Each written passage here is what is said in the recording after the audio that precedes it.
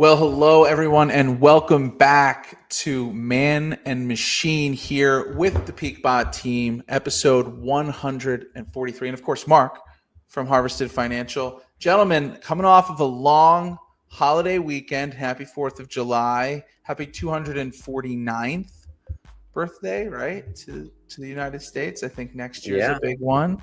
So, gentlemen, how we doing? Doing good. Long weekend, lots of family, lots of fun. Had a good time. A lot of barbecue, right? I would hope. Mark, what was your barbecue item of choice this weekend? I was at a party where the host did a 25-hour Wagyu brisket. Cool. I want to go to your kind of parties. It was tasty. Oh my God. Yeah, I can imagine. I was ready for like a pretty impressive answer, but I was not ready for 25-hour Wagyu. So was it as good as it sounds? Oh yeah. Okay. Can't be bad. Can't be bad. Wow. Okay. Excellent. That's tasty. What about you folks? Yeah. What about you?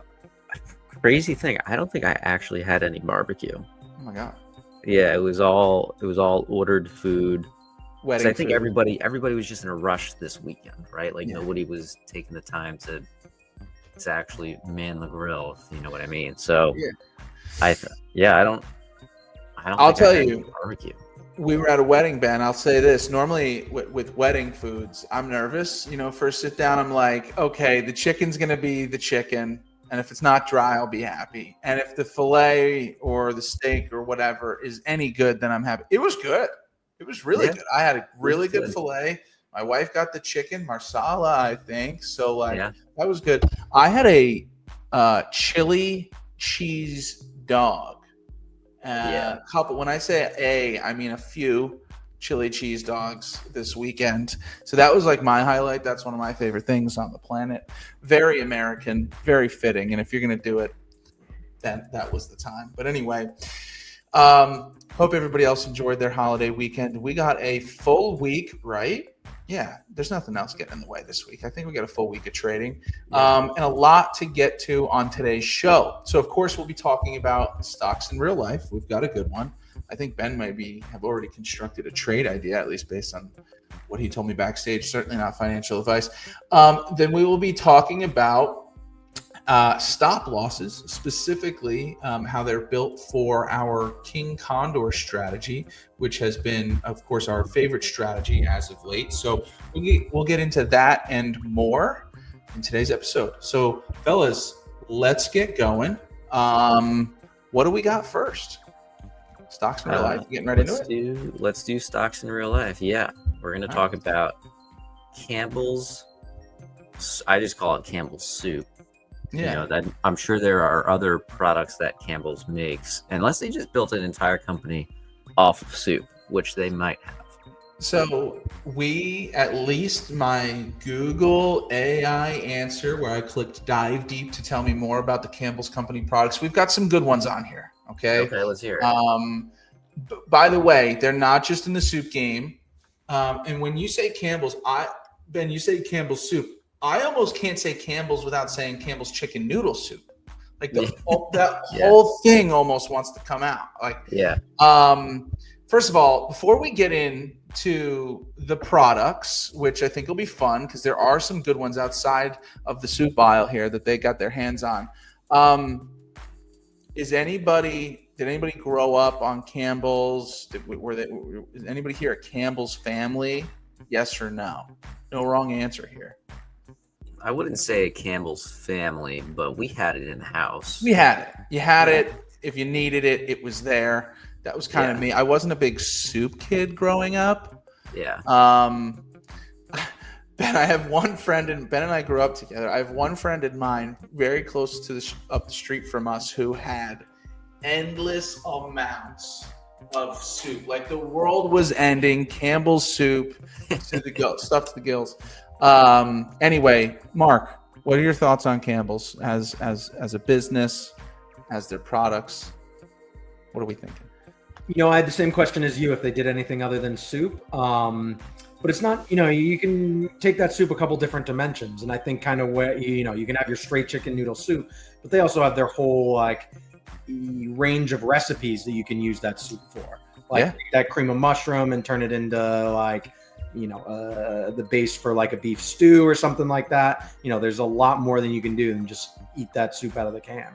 It's a great point. One of my favorite dishes that I make is a beef stroganoff, and I believe I use Campbell's cream of mushroom soup. Oh, that must be what I'm thinking of. Yeah. Yeah. I think that's what I use. So since you guys are both curious, I'm going to give you guys at least the high level of where they are. So they have their soups. Okay, all types of soups. In fact, condensed soups, ready-to-eat soups, snacking soups.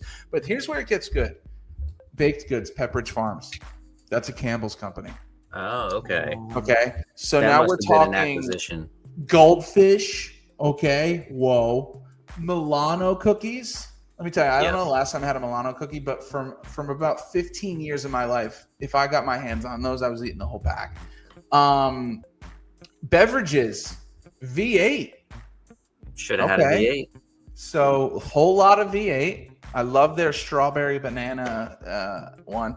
And then they have sauces naturally, I guess, right? So Prego, Pace wants it. Rayo's, which is a bigger name, almost in the red shelf in the grocery store. I think that was considered like a recent acquisition by Campbell's. Oh, really? And there was a lot of uproar in the pasta sauce community because they were afraid that Campbell's was going to ruin Rayo's great taste. All right. By the way, did you pronounce it correctly? I was going to ask you that. I thought it was just Rouse. I thought it was Rayo's. Oh boy, Ben put some extra something on it. I don't know how to pronounce it. All right. I have no idea. Look up a YouTube video. We'll That's what I do when I don't know how to pronounce things. I'll just like Google or I'll go on YouTube. I'll type in that word and I'll wait for somebody else to say it. That is so funny. Okay, the pasta sauce, according to AI, the pasta sauce brand RAOS is pronounced Rayo's. Oh, it is not pronounced Rose or Rouse. Rayo's. Okay. All right. Well, yeah, I'll take that W. I'm just seeing if they have anything else on here, but Campbell's has their hands across the grocery aisles, and very interesting. So let's get into the stock. Truthfully, I hate the ticker CPB. I'm just not thinking Campbell's. Thinking Customs and Border Patrol. Yeah, that does come to mind first. What does CPB mean? Well, it has to be. Let's find out. I'm going to assume like Campbell's products. Okay, what does CPB stand for with Campbell's? I've got the chart up here. Campbell's has just been on a slide for almost a year now. We'll get into that. I don't know why it's CPB. I'll find out, but let's not worry about it. Let's talk about this slide. What are we seeing here? I mean, it looks like from last September all the way till now, Campbell's has lost, call it 40% of its value. Don't know what could be driving that. I would think with the Rayo's acquisition, Rayo's acquisition, that might have like boosted it. Maybe that happened right around here. Short-lived pump right there, and then just continue to slide. And actually, this is where my trade idea came into play. If we take a look at, the past 10 years here, we are at a 10-year low. Wow. At this moment.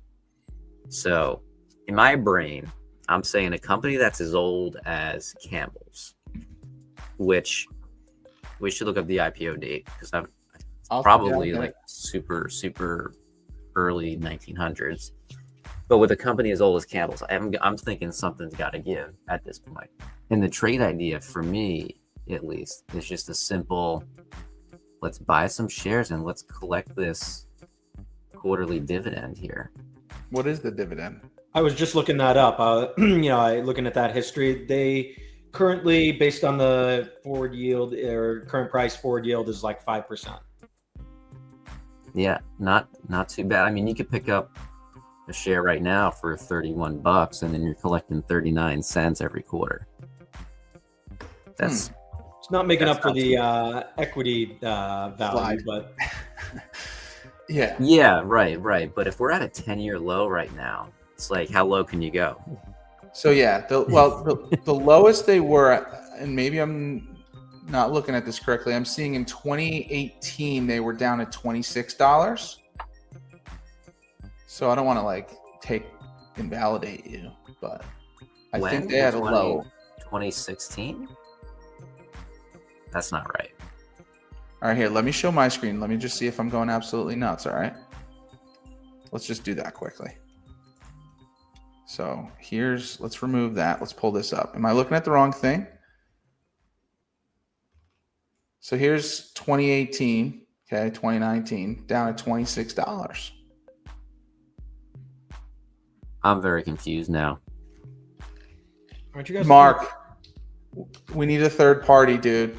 Was Campbell's at $25 or $26 a share in 2018, 2019? Was there a split and one of our charts is not adjusted for it? I'm looking at it on the NASDAQ. I don't see. To get back to 2018, We're both on TradingView, right, Ben? Yeah. Here we are. 2018, I see lows in like the 32 area. Yeah. I wonder if being- one of you must be dividend adjusted. My whole life is being thrown for a loop right now. What am I supposed to know to be true now? It's brutal. Yeah, Mark's right. It's probably has to be dividend adjusted. All right, so I'll have to talk to my people, and I'll get adjusted. Like- I'll get an adjustment. 40 cents times $1.60 times 7 years. You know, that could. It probably actually hasn't been 40 cents all those 7 years, but like if you're roughly $7 off. Okay. All right. Actually, going back to all the way from what I can see here, it was 30 cents back in 2013, 2015, 2016, 2017 bumped up to 35 cents. So they've been consistent with their dividend. I will say that's one of those things, you know, often people want to like hunt for stocks based on dividend yield or dividend whatnot. Like it's definitely like that can be a good screener tool. And like I definitely use it sometimes, but you got to be careful about what's happening to the equity value here, right? Like if you've just been sitting on this for your dividends, your balance is consistently bleeding. Yep. Yeah. So I wonder if there's any bright side for Campbell's here. The technicals are a very strong sell, as you can imagine. I'm looking at an analyst ratings, not on screen here, but Ben, you can throw it up there. What's interesting on this is there's not a single analyst rating, or at least if you're looking at the 1-year forecast there. Normally you see a little bit of red on this screen, but projections are saying maybe nothing but up, but who knows? A lot of people are just saying hold it, at least from these analysts, it seems. So all right, so Ben says I guess jury's still out. We're gonna go with your data that it's at an all-time 10-year low, and that they're paying a pretty nice dividend. Maybe get in there and hope for the best. That's what I'm saying. That's what I'm seeing. That's what I feel. Do you think do you think Campbell's is sold worldwide? And we'll move off of Campbell's here in a minute. But my thought process is in the summer, I'm purchasing way less Campbell's products than I am when it's cold out in the fall and the winter. You know what I mean? They have at least for their soup, which maybe it's probably season. Yeah, that's probably why they actually bought other food brands. Need to. So they're not going to be seasonal. I want Goldfish and Milanos always. Yeah. There's no seasonality for that. Dillon, you didn't happen to look up an IPO date, did you? Oh, I did. Any guesses? Oh, okay. I'm going to guess They did well during the Great Depression. So I'm going to go with the 30s. Mark? I was looking at them a little bit before, and I did see that they've been around since like the late 1800s. So it's a question of like, when did they actually go IPO? I'll go later. I'll say 62. Okay. So Mark's not far off. Ben, you're a little early. It is 1954, November 16th of 1954. They IPO'd. Trying to get a price here, not seeing one, but yeah. So Mark, not too far off there. So yeah, I hope that they can turn it around. I'm here rooting for Campbell's. I'm not going to take that trade, but who knows? Any other thoughts on Campbell's before we move on? I mean, honestly, we're looking at a 15-year low right now. I just looked up when the last time was that we were at this point. It was 2011. I might buy 100 shares of Campbell and just ride with it, collect those dividends. Okay. And if you do it, just record it and post it on our socials, all right? Yeah, we'll see. All It's right. not really a PeakBot style trade. No, it's not. And you guys have ruined my day here with this whole 15-year low, because I'm just seeing it. I'll figure out my charts, but Not a lot of liquidity in the options. Like the front weeklies have some action, but like they only have $5 strikes if you go out to November has 5. Yeah. What's an at the money put like a leap, call it like a year out from now? What's that going for? Like at the $30 strike. So June 18 is listed. It's a pretty wide market. 235 at 310. So maybe you're paying 280 for that thing, 270. Interesting. And then the dividends will theoretically pay you back about $1.60 of that.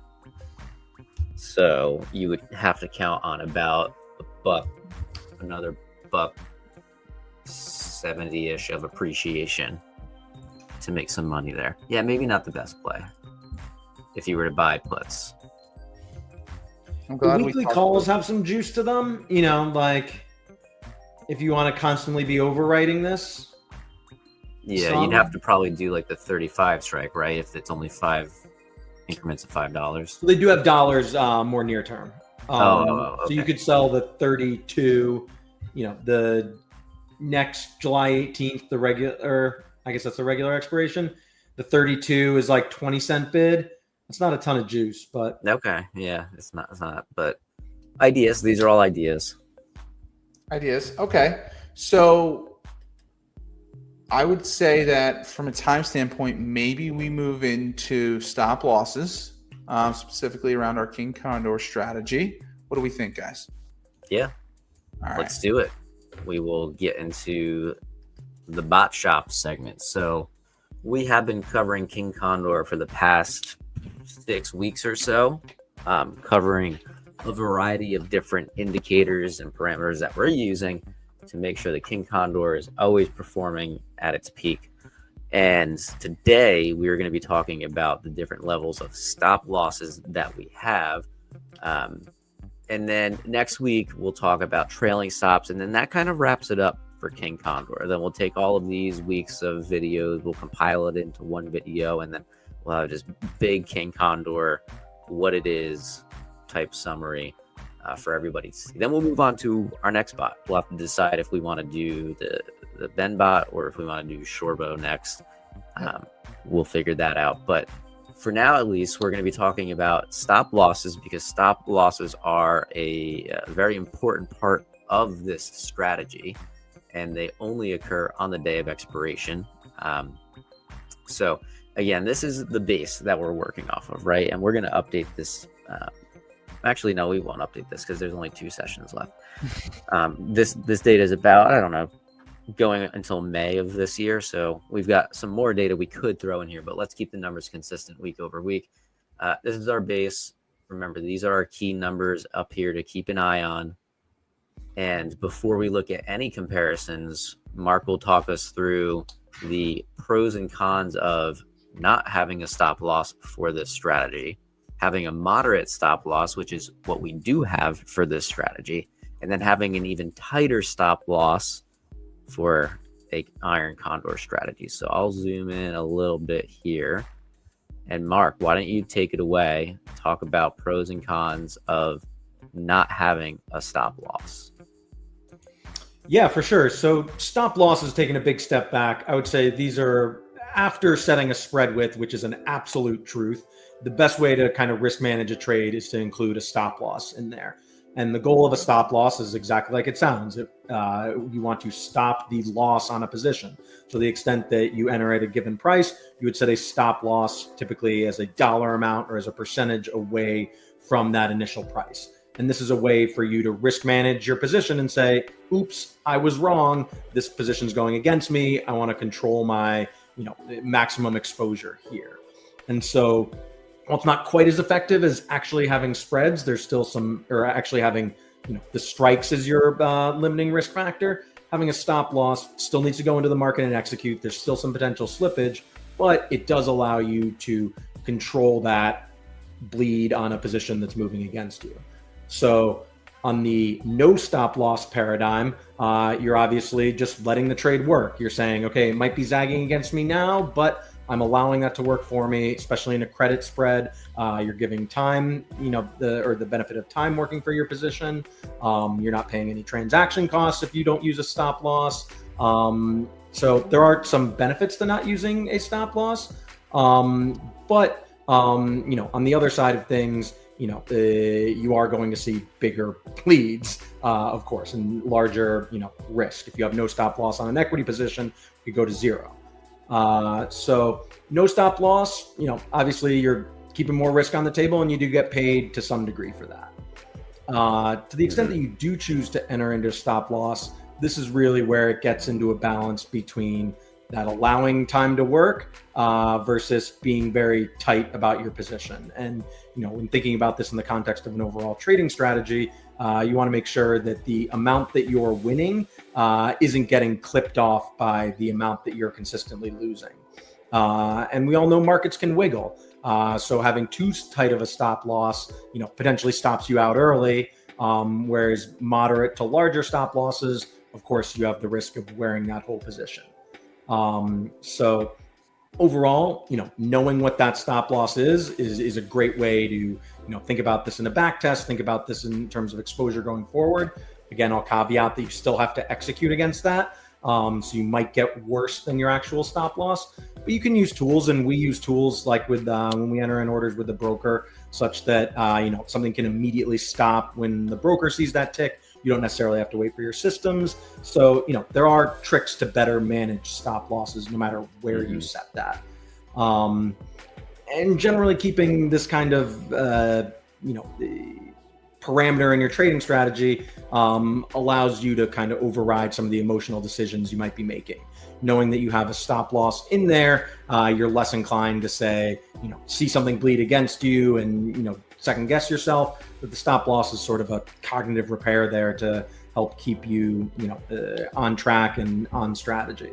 So, really when it comes down to it, and this is where we spend a lot of time looking at the back tests and the results, is that we want to balance that wiggle that might happen and stop you out even on a position that might be profitable, but also prevent, the worst case scenario from happening.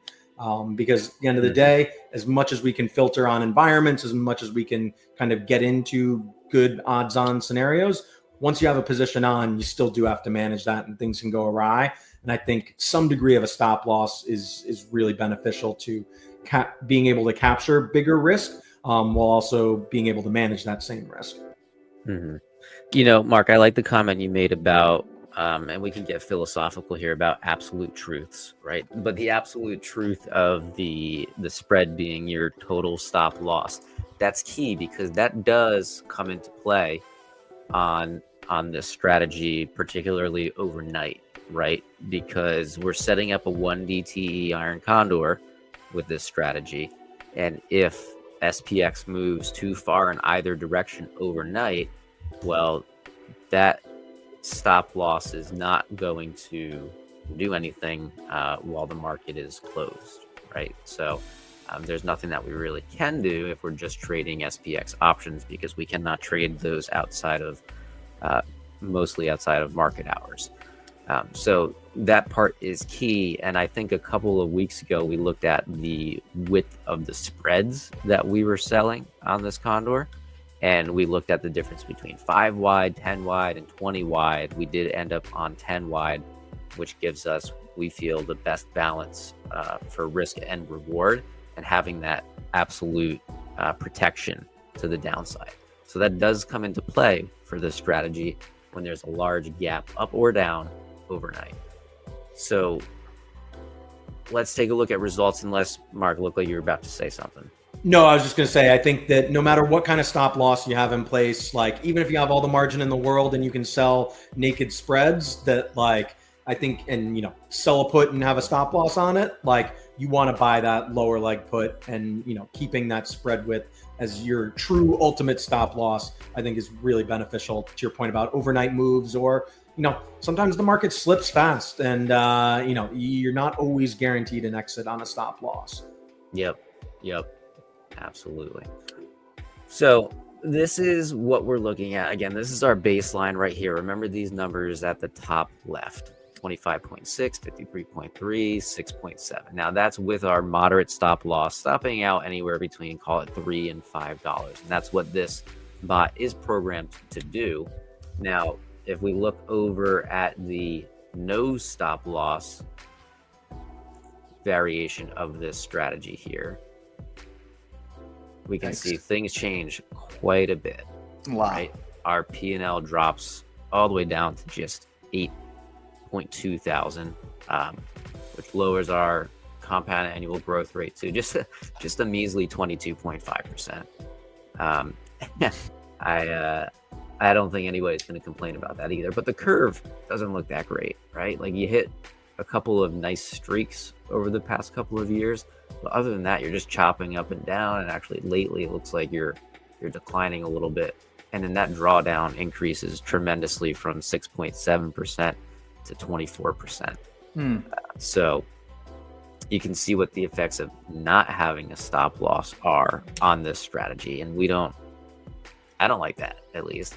I much prefer that curve on the left than that curve on the right here. Yeah, absolutely. 100% needed. That needs to be posted on, like, pinned to our socials right there. Yeah. It's a very telling story. So now on the opposite end of the spectrum, not having a stop loss going to having a very tight stop loss. And just for, you know, demonstration purposes, I just chose $1.50 for each side of the condor, and that's what we were stopping on.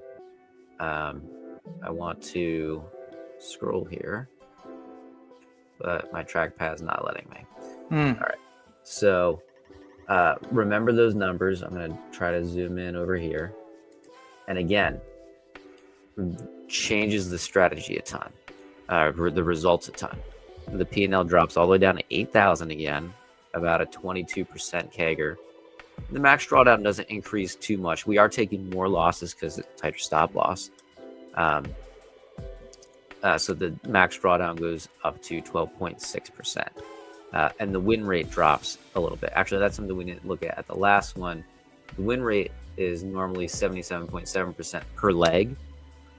The win rate drops down to 57% per leg with a tight stop loss, but it increases to 83.8% on the no stop loss scenario.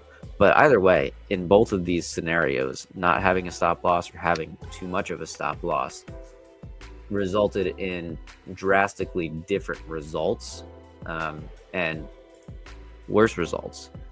So I'd say that the stop loss levels carefully chosen, and we definitely did a lot of testing around those.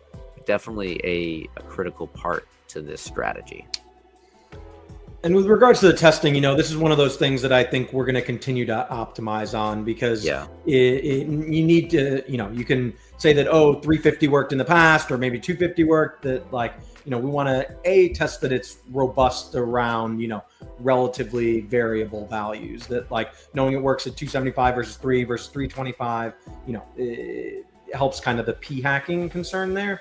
But definitely, given market environments, this is one that I personally expect to see us continue to adjust with the King Condor. 100%. Definitely. Adapt or die. Excellent. So very helpful there. Obviously, it's intentional that we're spending this much time on the King Condor strategy. We want you all to understand how much goes into building a trading strategy, let alone a successful one, and all the different parameters that can make a big difference, as you guys saw in those equity curves there with the stop losses. So, Mark, Ben, thank you so much. I believe we can get to wrapping up here. I had one thing I just wanted to mention outside of this with my portfolio, an adjustment that I'm making. But it's not nearly as important as anything else we might need to talk about. So am I missing anything? No, not much from the economic event standpoint this week. We got FOMC minutes on Wednesday. That's really all to note, honestly, from this week. Some bond auctions, so Max's bots will be off for those days. Is King Condor off for FOMC minutes? I don't think so. Okay. Awesome. All right, so we'll keep a close eye on things. We should see a good amount of activity across the portfolios this week. Full week of trading. We'll see how. By the way, how are we looking pre-market? I believe futures are down a little bit, not like 15 points or something like that. Yeah, small. Okay. My update was I am changing my wheel stock. So in my portfolio, I've been wheeling Walmart for quite a while, and I'm certainly green on the position. I held shares for probably the last 6 months, anywhere from 98 a share all the way down to 83, but I just sold them at a break-even cost. Sold them at 98. When I say I mean our wheel bot. After being assigned the shares and selling combo spreads, sold them and collected a nice net premium over the last 6 months, knowing that I sold them for break-even on the shares. Probably up, I'd say, a couple $100, $300 or $400 on that. Point is, I'm ditching Walmart. I was taking a look at the wheel watch list, and I found a stock that I like. Regardless of the data and it getting updated this morning, I'm not going to have it change my mind too much. It's Uber. I'm moving into Uber on the wheel. All right. So what we're looking at here for the most part, what caught my eye was here's their monthly bars. Okay. Since July of 2022. So we're talking 3 years ago here. And then I'm almost going to ask Ben to see if he sees anything different on his chart now, because I'm all confused with TradingView. But point is, they've been in quite a sharp upward trend outside of some consolidation here, if that's what you want to call it, in 2024, early 25. So far this year, it's just been skyrocketing. It opened the year around $63, $65 a share. It's now trading pre-market this morning around $93.40. When I was looking at this on the watch list, it's collecting a decent amount of premium, more than I would collect on the wheel. All right. So again, we'll see what this says at the open, but around $44 in premium. That's probably $10, $15, $20 more than I'm earning per week on Walmart. We have a $3 spread here, so I don't hate that. I'm trying to stay over $91 a share, and I feel pretty good about that. Here's the dailies, and you can see my blue line represents $91 a share. Little bit shaky here in the month of May and June, but they've had great earnings. Again, when I look at the monthly here, this feels like a stock that I want to wheel if I have cash for it, and it's going to pay me about $40 a week. So I'm happy owning Uber if it takes a dip. Otherwise, I'm going to collect my premium, and just wanted to share that. So new wheel stock for Delro here. Very nice. All right, guys. Anything else we should cover here today? I think we're all set. Awesome. Well, thank you so much for everybody who tuned in. Hopefully you have a great week of trading, a great week of weather wherever you are, and hope everything else is great for you. I'm getting music to get out of here, so thank you so much. And as always, we'll see you at the peak. Take care.